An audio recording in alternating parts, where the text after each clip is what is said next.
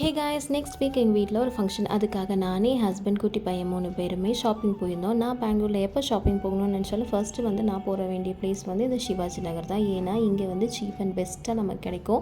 சிவாஜி நகர் பற்றி நான் ஆல்ரெடி ஒரு வீடியோவில் சொல்லியிருப்பேன். இங்கே 100 ருபீஸ்லேருந்து ட்ரெஸ்ஸஸ்லாம் கிடைக்கும். ஸ்லிப்பர்ஸ் எல்லாம் 100 ருபீஸில் இருக்குது. என்னென்ன வேணுமோ எல்லாம் ஒரே ப்ளேஸில் நீங்கள் வாங்கிக்கலாம். நான் இந்த ட்ரெஸ் தான் செலக்ட் பண்ணியிருந்தேன். ஸோ இதுக்கு 1600 சொன்னாங்க.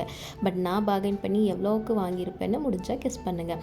என்னோட ஸ்ட்ரீட் ஷாப்பிங் முடிச்சதுக்கப்புறம் என்னோட ஹஸ்பண்ட் ஜூடியோ இல்லைன்னா ட்ரெண்ட்ஸ் தான் போகணும்னு சொல்லியிருந்தார். ஸோ அங்கே அவருக்கு போய் பார்க்கலான்னு போயிருந்தோம். அங்கே பார்த்தா அவருக்கு பெருசாக எதுவும் செட் ஆகலை.